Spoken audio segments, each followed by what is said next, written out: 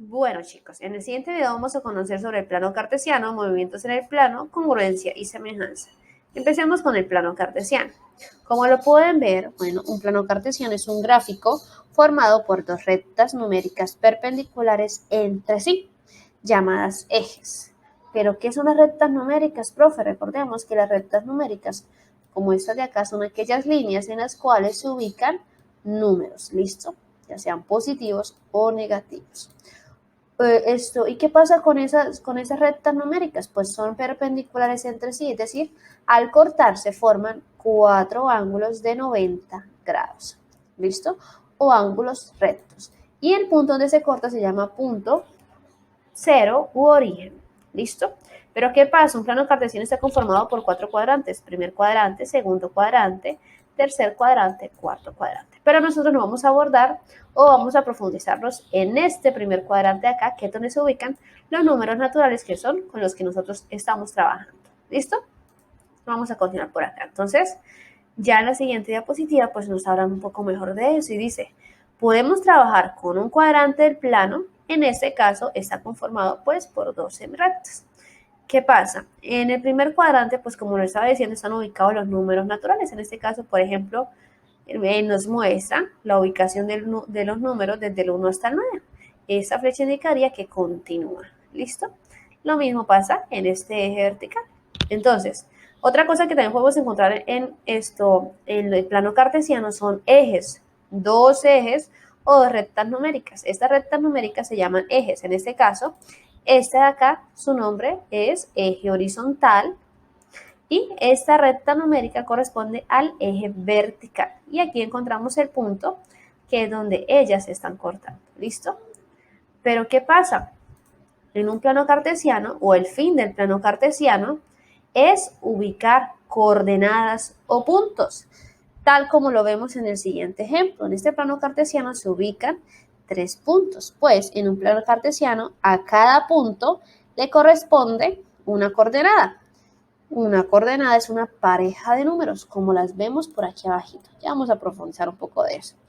Y el primer número de esta coordenada, que son dos números dentro de un paréntesis, en este caso el primer número sería 2, corresponde al eje horizontal, que es este, y el segundo número corresponde al eje vertical. Es decir, si el primer número que encontramos acá es el 2, vamos a ubicar el 2 en este eje horizontal. ¿Dónde encontramos el 2? Aquí.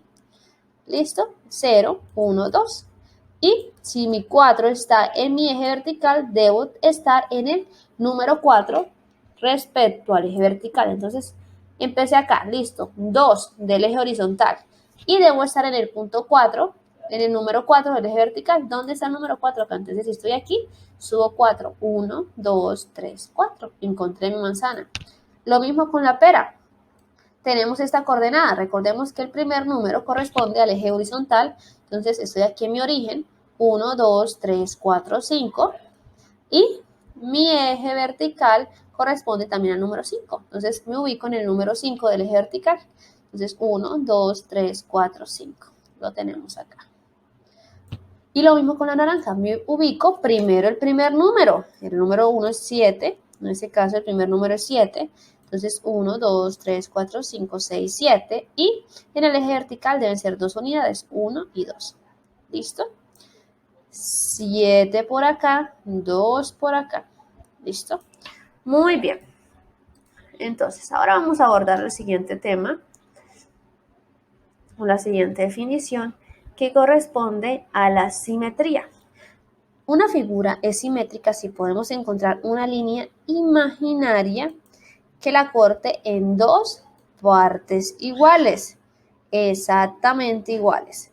La línea que divide a una figura en dos partes idénticas se llama eje de simetría, como en la imagen de esta carita que tenemos acá.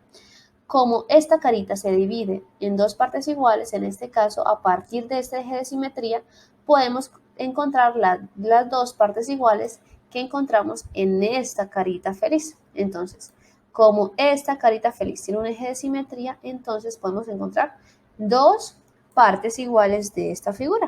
Es importante también mencionar que hay figuras que tienen incluso más de un eje de simetría, entonces tienen más de dos partes iguales. Muy interesante esto. Bueno, y seguimos ahora con la traslación. Pues la traslación es el movimiento de una figura en la que todos sus puntos se mueven en una misma dirección y a una misma distancia. Además, donde la figura mantiene todavía su tamaño y su forma. Entonces, en la traslación a lo que se refiere es el movimiento de una figura, su traslado, como su nombre lo menciona, ¿no? Entonces, por ejemplo, en este caso, la posición inicial de esta carita es esta de acá, ¿cierto? Si aparece esta posición trasladada, es decir, que se movió, se trasladó, podemos saber cuánto se trasladó ella, ¿cierto? Si es la posición inicial, por ejemplo, entonces su punto 0, vamos a ver cuánto se trasladó. 1, 2, 3, 4, 5, 6 unidades a la derecha. Punto inicial se trasladó 6 unidades a la derecha para poder estar acá.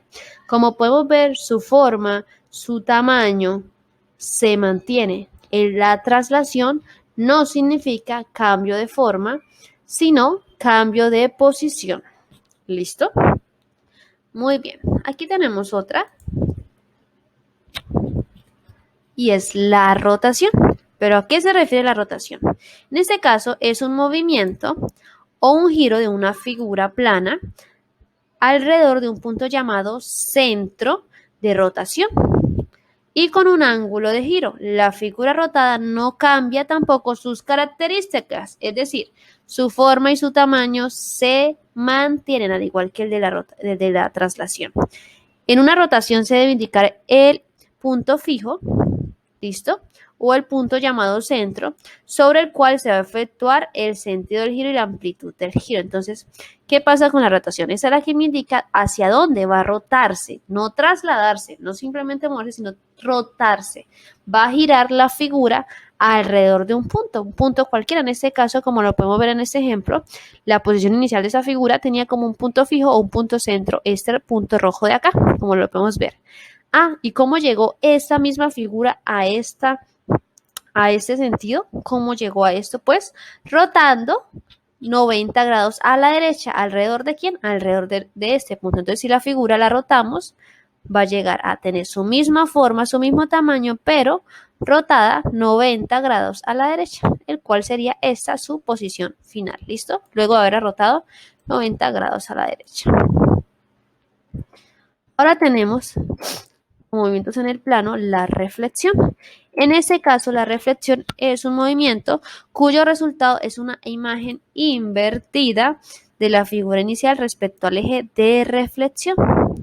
¿Listo? La figura mantiene el tamaño también, pero su dirección cambia. Ejemplo, veamos las siguientes mariposas. En este caso se muestra el eje de reflexión, ¿cierto? Y como podemos ver, esta mariposa se está reflejando a partir de este espejo. Es como, por ejemplo, ver que este eje de reflexión es un espejo, ¿no? Si usted coloca su mano al frente de un espejo, se va a reflejar. Lo mismo pasa con estas mariposas. ¿Por qué? Porque hay un eje de reflexión, el cual hace que esta mariposa se refleje. ¿Listo? Muy bien. Y por último, nos queda ver la congruencia y la semejanza. ¿Listo? ¿Qué pasa? La congruencia o las figuras son congruentes cuando tienen la misma forma y tamaño. Por ejemplo, aquí vemos cuándo son congruentes y cuándo no. Mantiene su forma, mantiene su tamaño. Por eso se consideran congruentes. En este caso, mire, sí, la forma la mantiene, pero el tamaño disminuye. Por eso no podemos decir que estas figuras sean congruentes. En este caso, sí, pues cambió, digamos, se trasladó, pero su tamaño y forma se mantiene, ¿listo? Porque esa es la característica de las figuras congruentes. Y lo contrario a las figuras semejantes es que en este caso las figuras son semejantes cuando tienen la misma forma, pero no necesariamente el mismo tamaño. ¿Listo? Como dice acá, mantienen la forma, pero el tamaño es distinto. Además, en ese caso, si los polígonos son semejantes, sus ángulos correspondientes tienen la misma amplitud. Por ejemplo, este ángulo B tiene la misma amplitud a este ángulo B comita. ¿Listo? Lo mismo este ángulo de este triángulo con este que es más pequeño. La amplitud se mantiene. ¿Listo? Pero el tamaño o la magnitud de sus lados es la que cambia. ¿Listo? Porque recordemos que es la característica de la semejanza. Son semejantes cuando tienen la misma forma, pero el tamaño no. pero el tamaño no es el mismo. Entonces, bueno chicos, espero que pues hayamos comprendido un poco más de esto. Recordemos que pues en las clases vamos a seguir profundizando más esto, ¿listo? Entonces estaré muy atentas a sus inquietudes. Espero estén muy bien. Un abrazo.